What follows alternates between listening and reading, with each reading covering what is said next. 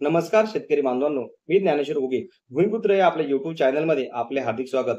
सध्याच्या काळात शेतकरी बांधव कपाशी वाहनाची निवड करत आहेत. अशातच यावर्षी US ॲग्रीसीडच्या 7067 या वाहनाची जास्त प्रमाणात मागणी होत आहे किंवा यावर्षी जास्त प्रमाणात शेतकरी बांधव या वाहनाची लागवड करणार आहेत. तर शेतकरी बांधवांनो, आज आपण या व्हिडिओमध्ये ॲग्रीसीडच्या 7067 या वाहनाविषयी सविस्तर माहिती जाणून घेणार आहोत. तसेच मागील वर्षी ज्या शेतकऱ्यांनी या वाहनाची लागवड केली होती त्यांचं या वाहनाविषयी काय मत आहे. तसेच यावर्षी जे शेतकरी बांधव या वाहनाची नवीन लागवड करणार आहेत, अशांनी या वाहनाविषयी लावताना काय नियोजन केले पाहिजे, आपण कुठल्या प्रकारे जमिनीमध्ये या वाहनाची लागवड करावी, तसेच बागायती किंवा कोरडवाहू अशा कुठल्या क्षेत्रात आपण या वाहनाची लागवड करावी, याविषयी सविस्तर माहिती आज आपण या व्हिडिओच्या माध्यमातून जाणून घेणार आहोत. तत्पूर्वी आपण जर आपल्या चॅनलला नवीन असाल तर चॅनलला सबस्क्राईब जरूर करा आणि आपल्या जवळ असलेल्या फार्मर ग्रुपवर आपल्या व्हिडिओची लिंक जरूर शेअर करा. ॲग्रीसीडच्या 7067 या वाहनाचा कालावधी हा 160 ते 170 दिवसाचा आहे. बागायती, हंगामी बागायती अशा दोन्ही क्षेत्रामध्ये या वाहनाची आपण लागवड करू शकतो. कोरडवाहू क्षेत्रामध्ये आपण या वाहनाची लागवड करू नये.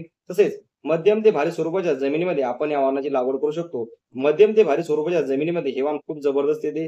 हे वाहन उंच वाढणारे व डेरेदार असल्यामुळे या वाहनाची लागवड आपल्याला भारी स्वरूपाच्या जमिनीमध्ये 5x3 या अंतरावर करायची आहे. तर मध्यम ते हलक्या स्वरूपाच्या जमिनीमध्ये आपल्याला या वाहनाची लागवड 4x2 या अंतरावर करायची आहे. या वाहनाचं मुख्य वैशिष्ट्य म्हणजे सिंक्रोनाइज मॅच्युरिटी, म्हणजेच त्या वाहनाचे बोंड हे एकाच टायमाला जास्त प्रमाणात फुटतात, त्यामुळे आपल्याला दुबार पीक घेणे शक्य होते. तसेच या वाहनाची आपण फडर सुद्धा घेऊ शकतो. यानंतर या वाहनाचं आणखी वैशिष्ट्य म्हणजे या वाहनाचा कापूस हा वजनदार आहे. कापूस वेचायला सोपा आहे. या वाहनाच्या एका बोंडाचे वजन जवळपास 5.5 ते 6 ग्राम एवढे आहे. या वाहनाचे झाड हे उंच वाढत असल्यामुळे झाडाची जेव्हा उंची 4 ते 5 फूट झाल्यानंतर आपण शेंडे खोडून घेणे आवश्यक आहे. तर शेतकरी बांधवांनो, अशा प्रकारे आपण जर आपल्या शेतामध्ये ॲग्रीसीडच्या 7067 या वाहनाची लागवड करत असेल तर आपल्याला मध्यम ते भारी स्वरूपाच्या जमिनीमध्ये या वाहनाची लागवड करायची आहे.